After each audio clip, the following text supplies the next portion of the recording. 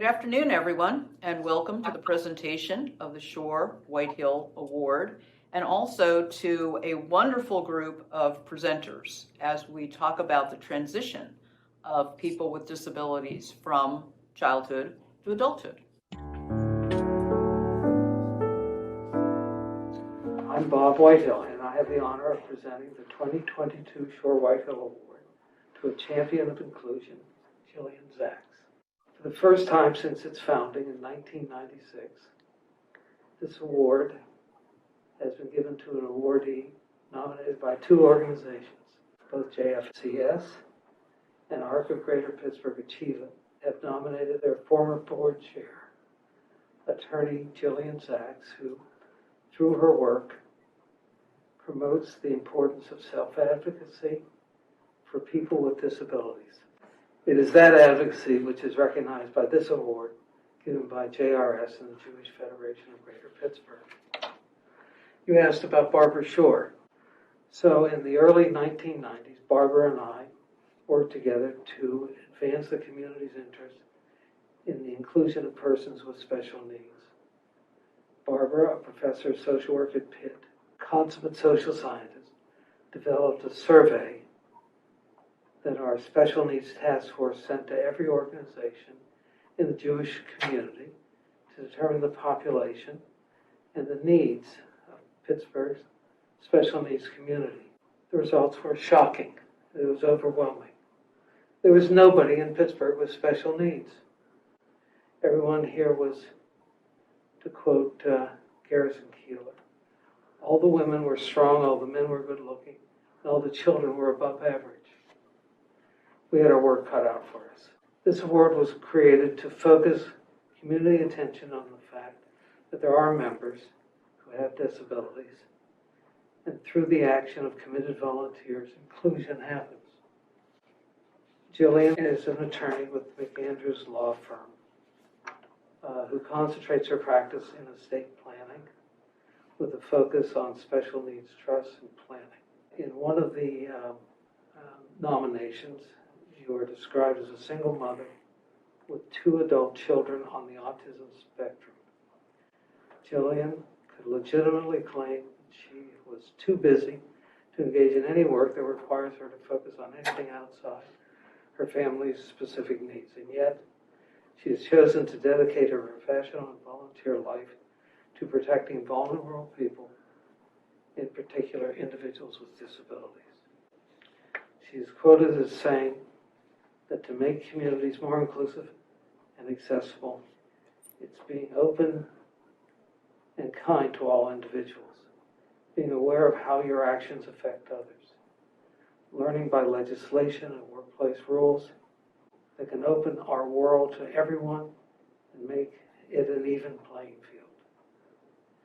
It's something so simple. One small change can have a ripple effect. I think that is important. For your leadership and inclusion advocacy, I'd like to present you with this remarkable sculpture. It's beautiful. And it's heavy. Congratulations. Thank you. It's such an honor to receive the Shore-Whitehill Award. The legacy of you and Dr. Barbara Shore, who in the 1990s surveyed to find out the needs of the community, and its impetus to foster connections among individuals in the community, is truly a legacy worth celebrating and continuing. I am truly grateful to your foundation, the Jewish Federation of Greater Pittsburgh, and Jewish Residential Services for recognizing advocates for inclusion and highlighting the programs that facilitate awareness and change. To Achieva, ARC of Greater Pittsburgh, and JFCS. I stand here, as everyone knew, fighting back tears as you highlighted the reasons that you nominated me for this award. It's truly been an honor to volunteer at your organizations, both as a board member and in a chair capacity. I knew it was the right fit as you epitomize the vision of promoting empowerment for all individuals. not just in words, but in actions, advocating for funding to increase waivers so individuals can be included and live a fulfilling life in the community, voicing the need for an increase in wages for direct support professionals so that those included in the community have the supports to thrive, facilitating life planning that is person-centered, not driven by the needs of those who assist, but by the desires of self-advocates, and serving job seekers with autism and mental health challenges not only find employment, but thrive in employment. Your organizations have provided me a springboard to continue advocating and complement on a daily basis what I do as an estate planning attorney. I look back to think about how I was included for the first time in the community as a representative from my synagogue to the Special Needs Committee at AJL. It was there that I met Judy Cohen, who introduced me and ultimately my children to Friendship Circle. And from there, it has become an ever-enlarging circle of an engagement. Connecting with a person who saw my needs, listened to what I wanted, and provided options is a cornerstone of inclusion. It is why I'm proud to be part of organizations and on an everyday basis in my job to be able to listen, break down barriers, create and offer opportunities so that connections can happen. I have just as much excitement as when I'm strolling down the halls of the U.S. Senate, jumping for joy as we speak with senators, with Nancy Murray, part of the ARC of Greater Pittsburgh, as I do on an everyday basis when I've created a trust for a family and they walk out the door knowing that they've secured a future for their child that allows them to receive their benefits in the community and still provide for a meaningful lifestyle. Again, I would like to thank Bob Whitehill, the Jewish Federation of Greater Pittsburgh, and JRS for bestowing this honor upon me, and JFCS and the ARC of Greater Pittsburgh Achieva for nominating me. I hope my enthusiasm and commitment will inspire others to head down a similar path. We were very excited to nominate Jillian, our former JFCS board chair, for the Shore-Whitehill Award. As Bob referred in his comments earlier, Jillian has had some personal experience that really presented her with an opportunity to be sensitive to the needs of individuals in the community with special needs. And that would have been enough if she had just stayed with her own family situation, addressing her own personal needs. We all have personal challenges. We all have things that we struggle with in life, and we all have things that are moments of triumph and success in our lives. But Jillian didn't stick with those things. Jillian chose to work professionally with families who struggle with their own children who have special needs, and engaging families in some very difficult, sometimes painful conversations as they plan for their future so that their children can have a future that's safe and secure even after they're gone. And as if that weren't enough, Jillian decided at the end of the day to go out and volunteer in the community and to work with organizations like JFCS and Achieva and other organizations to lend her personal experience and her professional expertise to help us do a better job of serving people in the community, individuals and families who have special needs and who have special strengths. It was a very special honor that I had, both professionally and personally, to nominate Jillian for the Shore-Whitehill Award. I've known Jillian both as a family member and also as an attorney who's devoting her practice entirely to working with families of folks with all types of disabilities. And you know, there are many different advocates, many different kinds of advocates, but there's a special breed of advocates. And those are the family members who have family members with all types of disabilities who decide to devote their entire career to helping other families. And Jillian is one of those people. She's at the top of our list, in fact. Not only has Jillian worked tirelessly on behalf of families, but she also has taken quite an interest in systemic advocacy. Jillian and I have been to Washington. We've been to Harrisburg. And Jillian has taken quite an interest in just going out and meeting with her own legislators quite successfully. And when she does that not just for her family, but she represents all of the families, not just in somebody's district, but she represents families of folks with disabilities across the state of Pennsylvania. And for that reason, and for all the other reasons that you've heard from the other speakers today, that's why it was an honor to nominate Jillian for this award. Thank you. Thank you for joining us for the Shore-Whitehill Award. Don't go anywhere, because right now we have the panel discussion coming right up.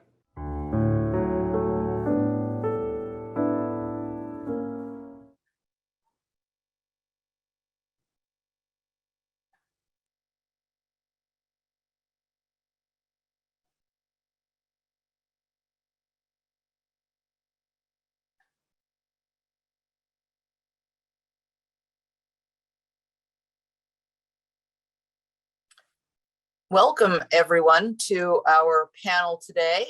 This is Nancy Murray speaking. We are just delighted to have the panelists, many of whom are parents of people with disabilities. So they have both personal and professional experience when it comes to the topic of transition to adulthood. First, I'd like to introduce Karen Osterhaus. Karen is a disability rights advocate here at Achieva. Every day, Karen is working with students with disabilities and their families, helping them to receive free and appropriate public educations. And Karen is also the coordinator of Achieva's Planning for College initiative. So welcome, Karen. Thank you so much for having me. And if I can just add my congratulations to Jillian, you are absolutely an inspiration to those of us who work professionally as advocates and certainly as family members as well. And we so appreciate all of your hard work on our behalf. Pleased to be here today to share with you a little bit about Achieva's Planning for College program. Changing attitudes, legislative and policy changes, and have really opened the doors to higher education for students with intellectual disabilities. More than 6,000 students are currently enrolled in approximately 300 college and university programs that are inclusive higher education programs. In the past 10 years, the federal government has invested more than $100 million in colleges and universities to encourage them to create, expand, or enhance these inclusive higher education experiences and help foster academic and employment opportunities. We're fortunate in Pennsylvania to have 13 such programs across the state. And these programs provide an individualized, inclusive approach to college for students with intellectual disabilities. Those students participate fully in the life of the college, including academic life. They're not necessarily degree-seeking programs. Instead, they might provide a certificate or of completion or some sort of employment verification. And they could be 2 or 4-year programs. These programs are typically aimed at students who may not have traditionally been able to meet the standard admissions criteria for college or who require additional support to be successful in college. Now, we certainly already know that college attendance affects career readiness. And while every student's journey to and through college is different, the benefits of a college education are markedly similar. Research shows that youth with intellectual disabilities who participated in a college program and vocational rehab services had a 73% higher income than those who received only vocational rehab services. Nearly 80% of students participating in college programs are paid at or above the minimum wage. And of the students who are employed upon leaving their college program, 90% were in jobs that are integrated and in the competitive labor market. Of course, the benefits of college go far beyond employment. In addition to those benefits, the benefits of an on-campus living experience are well documented. Every student benefits from things like learning to manage your time, balance meals, care for your living space, get along with roommates. For students with intellectual disabilities, though, the opportunity to live truly independently with their peers is nearly impossible to find outside of the college environment. So for these students, college offers a very rare and truly invaluable opportunity to experience independent but supported living. Students with intellectual disabilities, though, unlike other students, don't actually have to wait until college to experience its benefits. For students with an intellectual disability, having college as a long-range goal can change the entire trajectory of their K through 12 education. Now, what do I mean by this? This means that how and what you are taught, of course, literally changes if the end goal is college rather than employment. Research shows that higher expectations are significant predictors of college graduation rates. And when we expect more, students, all of our students, do more. So how do we make the most of these expectations? While in high school, and earlier if possible, students and families can establish college as a measurable post-secondary goal. This will set the stage for high expectations and enable the IEP team to focus on skill building for post-secondary success in areas like academics, community life, and independent living. The importance of the IEP, of course, cannot be overstated. These are a few things to keep in mind. Certainly want to include post-secondary education, and it's important to start thinking about that as early as possible, but certainly no later than age 14. Clearly communicate to the IEP team that you want your child to attend college. Use person-centered planning and enable the student to participate in developing goals based on their unique strengths, interests, and abilities. And give some thought to what transition goals you might want to include in an IEP that can only be met in a traditional college setting. I mean, what would your specific child gain from that? Now, because some students with disabilities are entitled to an education through age 21, families may be able to use the IEP as an opportunity to help pay for college through what we call a dual enrollment transition program, where a student is enrolled both in the public school district and a college or university transition program at the same time. You may want to discuss this with your child's IEP team. I've thrown a lot of information at you today, and it's only the tip of the iceberg. So I want to make you aware of the other resources that Achieva offers. All of our services are free to families, and we can do things like help you review your child's IEP with an eye toward college and those transition goals, provide skill building recommendations specific to college, provide information and recommendations about the dual enrollment I just mentioned, collaborate with the IEP team, and provide support for implementation of your transition plan. In addition, we can help connect you with directors of existing college programs, learn about admissions, connect you to families of current students or alumni of these programs, and help you find resources to help you pay for these programs. This is my direct contact information and our college planning website. If you would like additional information, please reach out to me directly. And I hope to hear from many of you as we encourage our students with intellectual disabilities to pursue these college opportunities. Thank you so much. Thank you, Karen. Our next panelist is Regina Shulo.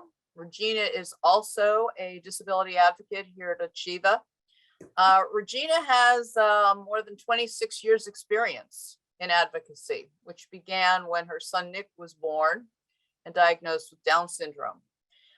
Regina supports families and people with disabilities through many of their life transitions.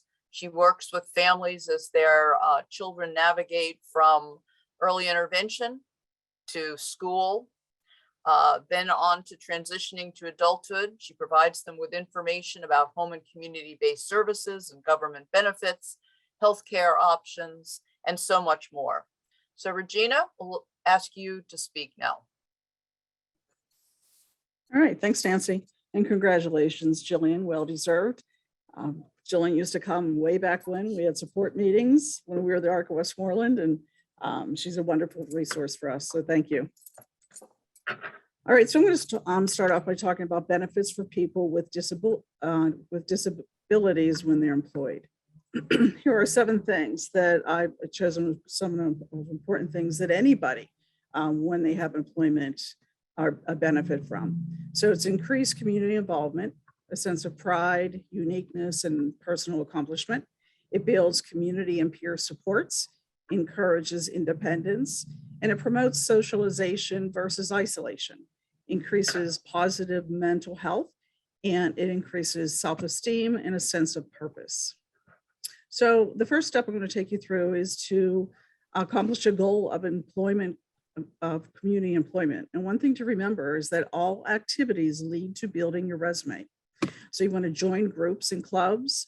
You want to check in at the local gym and interact with people. Just don't go and exercise. You want to interact with people, make those connections. Volunteer at your church, search for local community and recreation opportunities.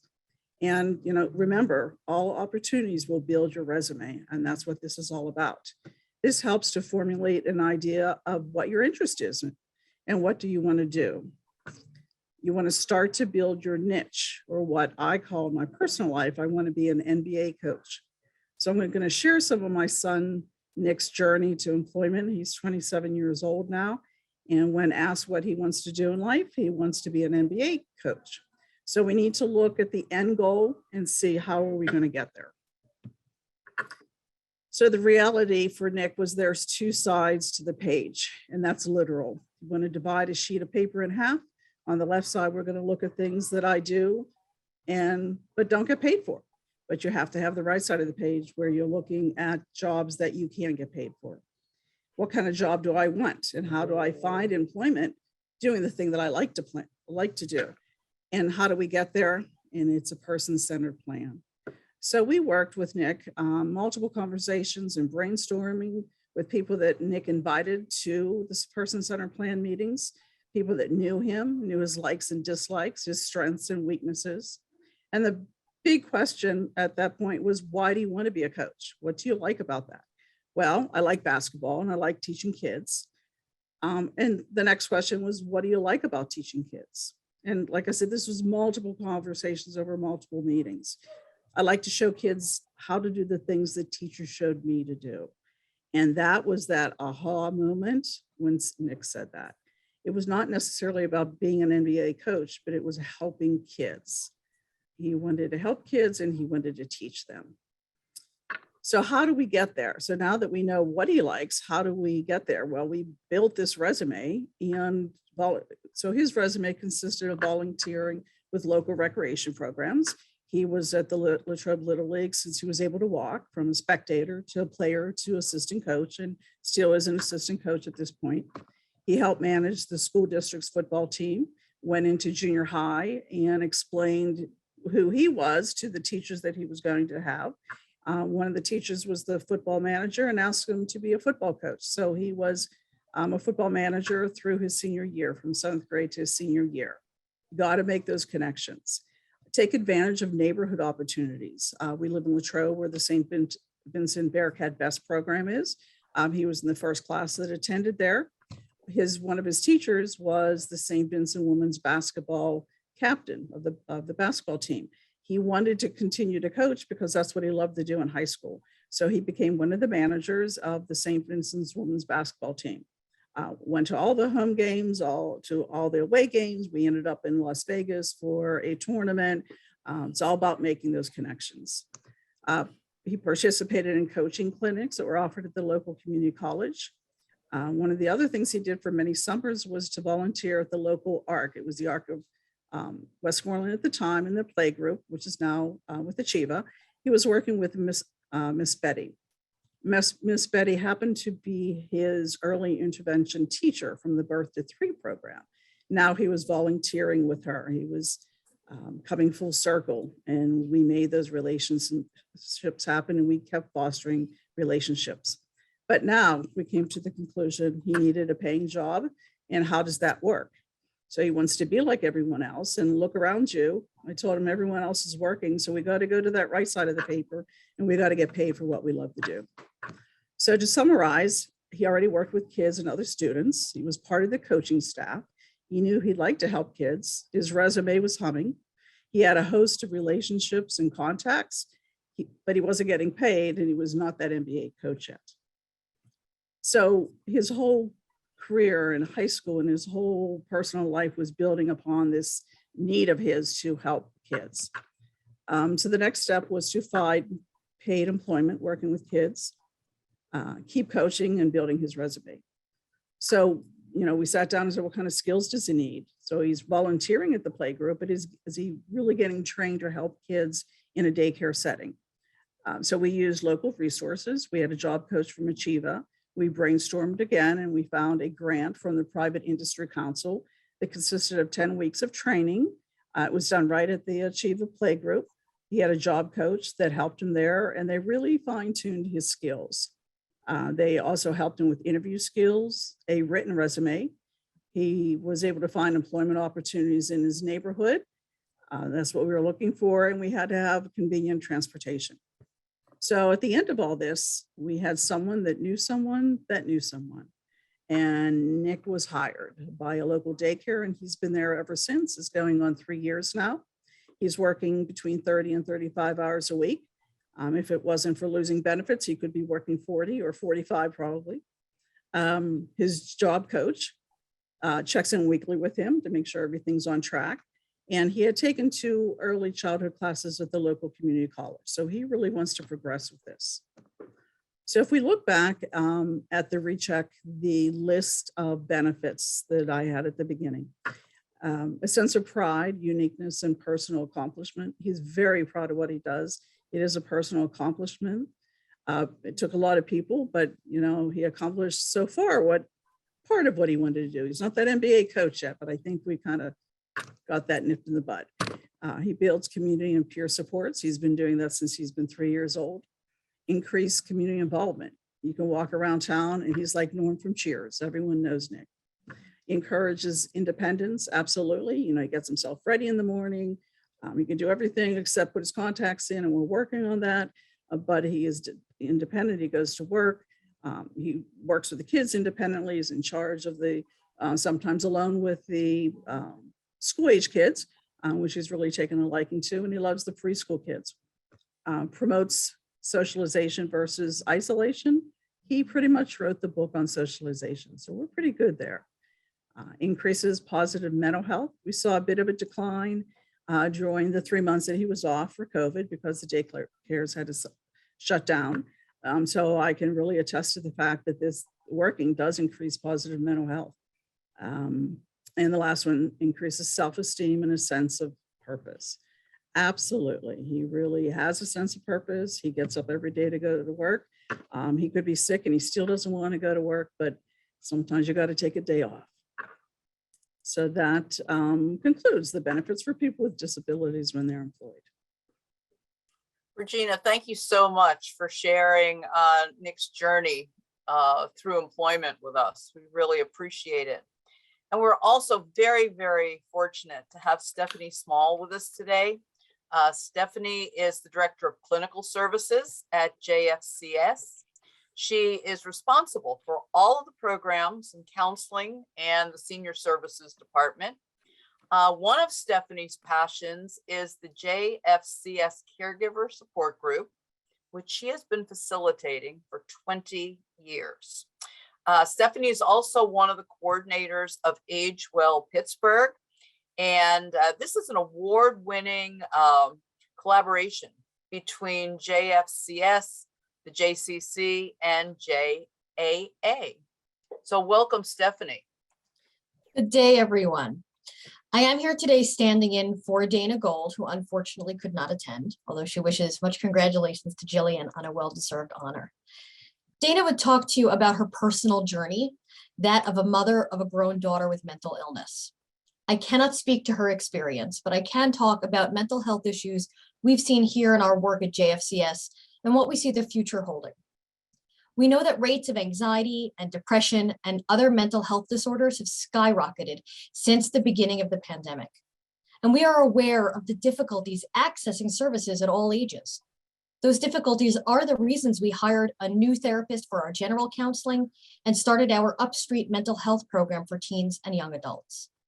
We've encountered parents at every age, children, teens, young adults, grown adults, who are all searching for support for those they love. The transition from childhood to adulthood is hard for everyone involved, and children don't always make decisions the adults in their lives would agree with. So while parents will often try to get services for their adult children through JFCS, we often have to let them know and remind them that adult children are adults and need to begin the process on their own. Sadly, they often don't, which leads to parents needing their own support systems. They have to build that support for themselves as these changes are happening because that's what gets parents through it. But despite all the gloominess I mentioned, I see a silver lining. And that silver lining is understanding. People who never would have thought they would encounter or experience mental disorders in their lives are now doing exactly that.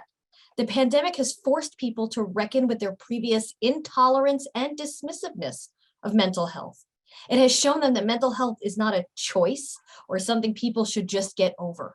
It is an illness that needs to be addressed.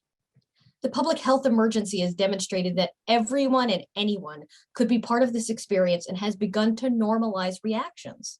Normalizing parents talking to each other about good therapists and psychiatrists, or bemoaning the lack of both. I see schools adding mindfulness and emotional learning to help kids recognize the benefits of mental wellness earlier in life. It has allowed more open discussion about continuity of care for everyone who needs care at all levels. It has convinced community to reach out to those they might not have reached out to before. It's opened the eyes of society and the media to public discussion of the needs we face, and people are finally starting to listen. Have we reached all we need? No. I'm optimistic, but pragmatic. As the parent of a teen with depression, I know what work we have done and what work we have left to do. Whether your child is going to live independently or continue to require ongoing support, the continuum of care is key to have available. That may mean that they'll need help navigating building a new support system, both parents and children. That may mean they need a new therapist. That may mean they'll experience new mental health symptoms. But we know we need to build the bridges and the programs that can help people of all ages survive and thrive despite the diagnosis they may carry. I do take heart that conversations have begun in earnest, and I'm hopeful that they won't end when the public health emergency does. The roots of mental wellness are digging deeper into society, which will benefit all of us in the end. Thank you. Thank you so much, Stephanie, for joining us today. Now, our next presenter obviously needs no introduction. Jillian is well known to everybody on the call today. So Jillian, take it away. Thank you, Nancy, and thank you everyone for your words of congratulation. It really means so much to me, and it is such an honor to receive the award. And I'm so happy that this presentation is today for families. Now, my portion of planning is usually looking to the future, and you've heard, Stephanie and Karen and Regina talk about the great services that individuals need, going off to college, supports for working. A lot of those come from the funding you receive through means-tested benefits like Medicaid, waiver funds. You can also be receiving SSI. Regina mentioned, working only so many hours so you don't jeopardize your supplemental security income. Those are means-tested benefits.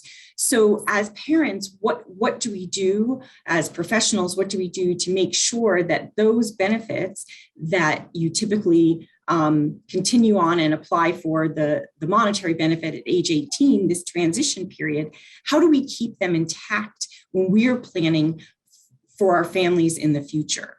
So before I jump into the methods we use to protect it, I do want to say that, if you have a student going off to college, if you have a young adult in the workforce, anyone over 18 years of age can execute what's called a power of attorney, which gives someone the ability to assist them making decisions. It doesn't take away their ability to make decisions, but you can execute it, for financial and for healthcare, and it would allow someone to come into the doctor's office and assist you with decisions, access your health care records if you needed to, but it doesn't take away the individual's ability to make those decisions themselves. So I just wanted to throw that in as an extra planning technique as you transition into adulthood when someone turns 18.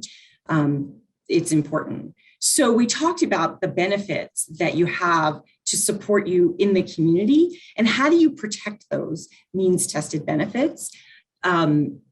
They usually, when you're thinking of your future planning, you're thinking about creating a trust for your child. And usually it's done, later in life. You're thinking about the future. If you should pass, how will you be able to protect those means-tested benefits, which sometimes are only $800 a month? How do you provide for that future of your of your child, both now and if you should not be here. And there's three mechanisms. There's three types of trusts. And we as estate planners, we create these special needs trusts to allow an individual to receive those means tested benefits, government benefits, to have all these programs for employment, for going off to college in the community, still get those, yet still supplement their lifestyle. So the trust is a method. And when you think about a trust, it's really just a box. So you're sitting down with your planner, you're doing a will, and you're creating a trust for the future. Trust is just a box, and you're deciding what you're going to put in it. Now, there's three types of special needs trusts that we use in planning. The first one I call the proactive, more of the Cadillac of trust. It's called the third-party funded special needs trust. And that's, you always ask the question, whose money is it? So if you're planning for the future of your child, you want to protect their benefits and you want them to also have an enhanced lifestyle, you would be putting your money into the trust. That's why it's called a third-party funded trust. And those assets are put into this box, and there's a person you name as a trustee, and they're investing the assets, and they are, making sure it grows, and they're distributing it, making sure that they're distributing for things that won't jeopardize those benefits.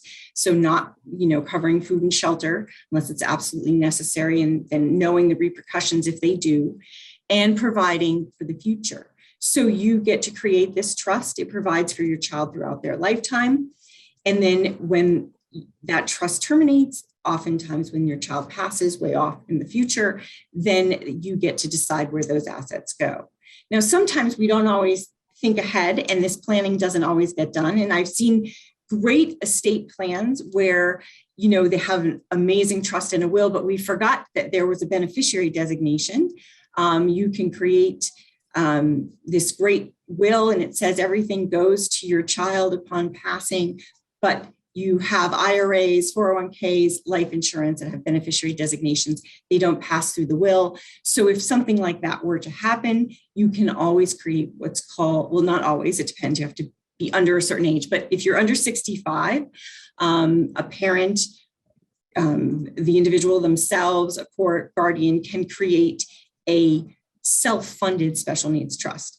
All the same terms, same kind of box you have, putting the assets in there, except the one difference is it has to be approved by the Department of Human Services. And when the individual passes or that trust terminates, the Department of Human Services will provide a statement of claim for the benefits they've provided through Medicaid, and that needs to be paid back first. So you can still receive the benefits, put the assets in this trust, and use them for the lifetime of the individual, but in the end, they pay back the Department of Human Services. The third type of trust is a pool trust, and that's where Achieva comes in. You have a nonprofit organization where you can open an account. So if you received money in the name of the individual with a disability, they got an inheritance or a lawsuit, and they wanted to put it into a pool trust. That's a trust held with a nonprofit, and there are individual accounts.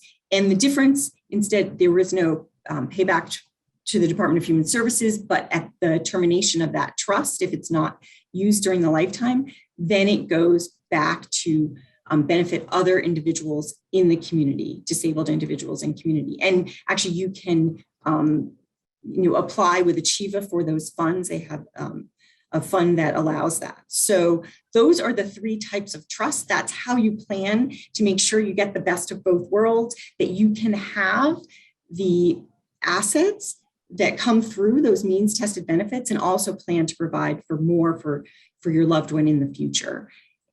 And the one final thing I would just say, in addition to the types of trusts, you can also create right now, open an ABLE account, and that is a savings plan for an individual with a disability. And you can go to paable.gov and create that account, and you can put up to $16,000 in it, up to $100,000 without affecting your SSI. And you just need to create that for an individual that was diagnosed with a disability prior to age 26.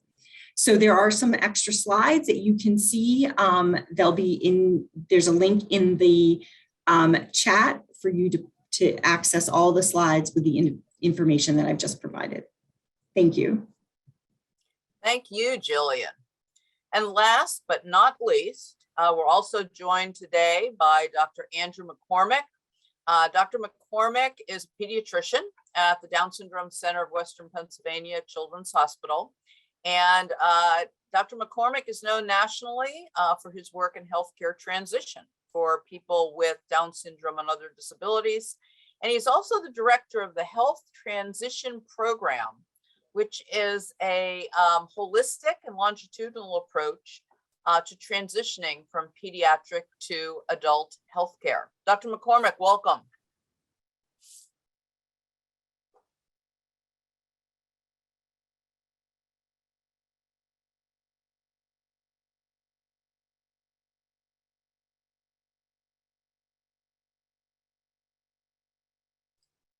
I apologize. For some reason, my screen froze for a second. And let me just take a quick look here. My slides, there we go, perfect. All right.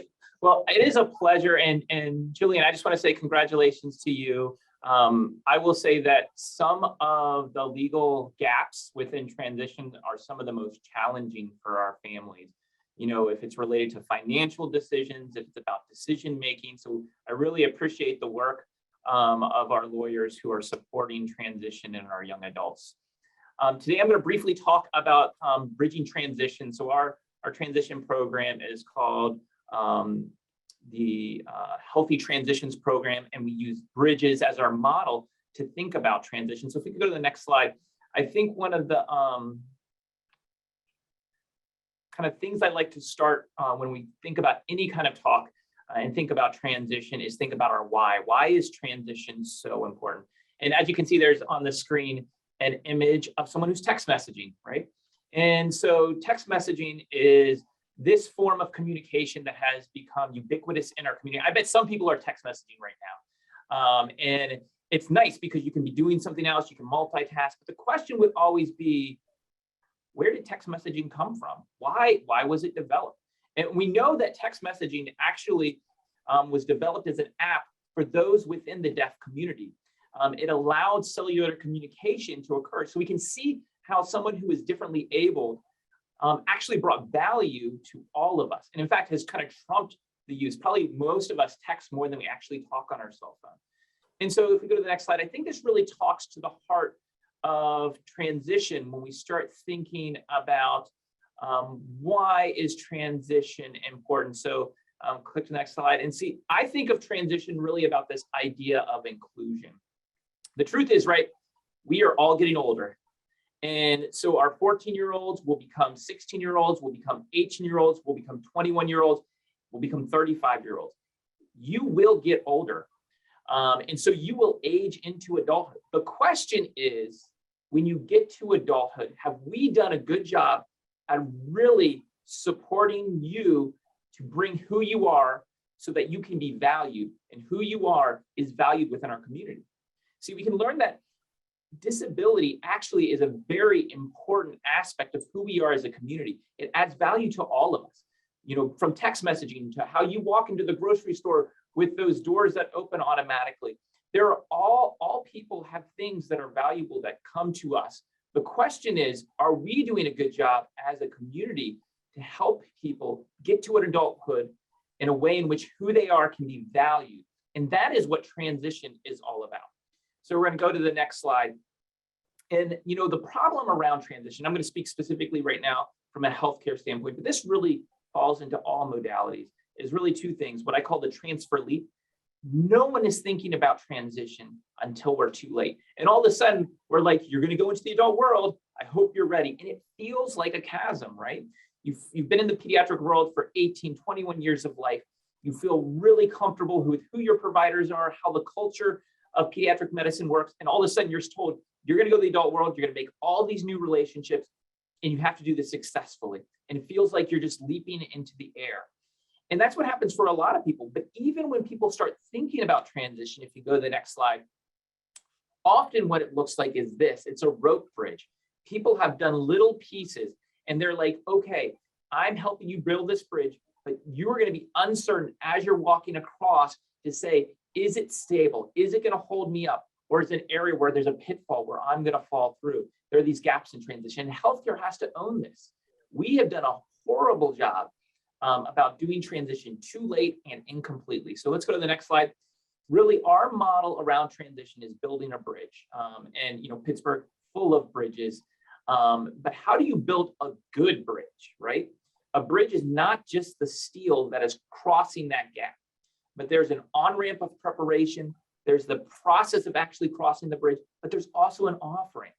So first of all, transition needs to occur longitudinally, meaning we need to start early. So we often start with our young adults when they're 12 and 14 years of age, and we start at this discovery phase, right?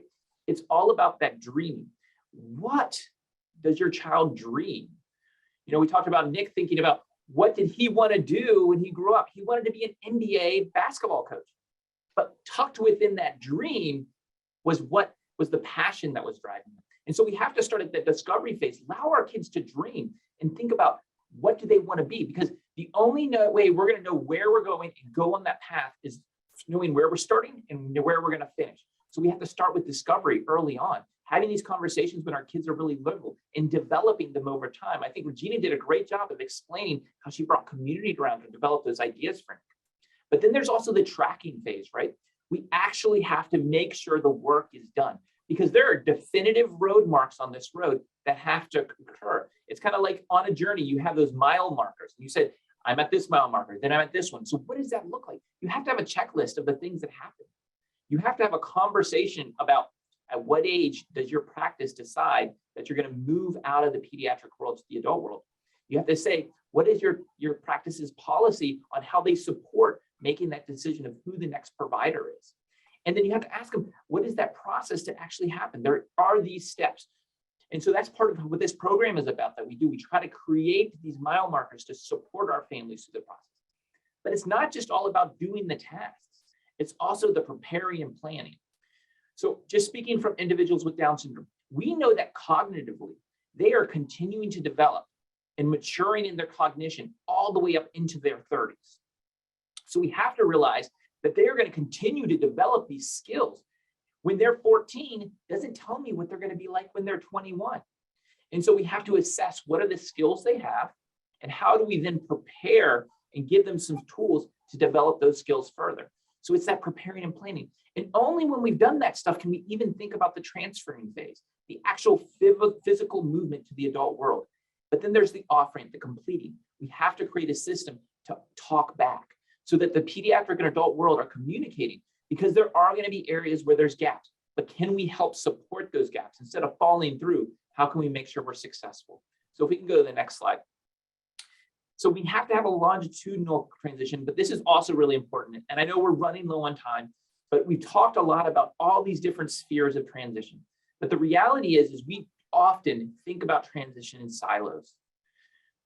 We think about our legal transitions, our financial transition, our healthcare, our employment transition. But this is broken, right? And we all know this. So if we go to our next slide, in the age of COVID, we have all been sitting at home doing puzzles. And this is really what transition is really like. These are all these different domains of transition are pieces of a puzzle. They all touch each other. And if one of them is missing, they fall apart. So the truth is, we are all responsible to each other to touch on each of these different areas. And so we have to be responsible. So I'll give you a real quick example. The school has done a great job helping a young adult move from high school to college to employment. But the healthcare system has done a poor job at helping them be successful in self-care and management around their care of diabetes. So they go into the adult world, their diabetes gets out of control, they're getting hospitalized, they're losing work, and now they're unemployed. So we can see that all these domains touch each other. And if we don't do a good job communicating and touching, then we have to do that. So our program is really about partnering with a lot of these different people who are on this call and different organizations to say, not only do we want to think about healthcare, but we have to think about how do we connect to our partners and work together. So my last slide in the last 30 seconds is to say, my final call, especially to the parents, is saying transition is this process where we're preparing for our young adults to move into the adult world, but it's also about preparing you. Because transition is really a dance, right? as you're a parent taking care of a young child, you are so involved in taking care and being responsible for their care. But there has to be this dance where a young adult becomes more and more responsible, and we as parents start to let go more and more. See, when transition occurs, there are going to be successes in moving forward, but we also have to let some things go. And so this is just a reminder that transition just isn't about our young adult. It's also about us as a family and how do we support that independence for our young adults. So thank you for your time. And Jillian, I'm so thankful for the work that you do and that we can all do together in helping our young adults transition. Dr. McCormick, thank you. That was a great way to sum up all of the presentations today. That was wonderful. I know that we're out of time today, but I also know that a lot of resources and answers to people's questions are already in the chat. You also have the contact information for all of our panelists today. And I know that they're more than willing to answer any questions that any of you may have. So again, Jillian, we congratulate you. We thank you for all that you do for families and people with all types of disabilities. Thank you, thank you, thank you. And thank you to our audience today for joining us. I know we packed a lot into 1 hour, but again, we invite you to go to the chat and follow up with all of our panelists at a later date. Thank you so much. Jillian, do you have any final words? Just a huge thank you to you and everyone that nominated me. This is truly an honor, and I'm so honored to be able to be part of this community that, you know, includes individuals and works towards transition. It's just wonderful. Thank you.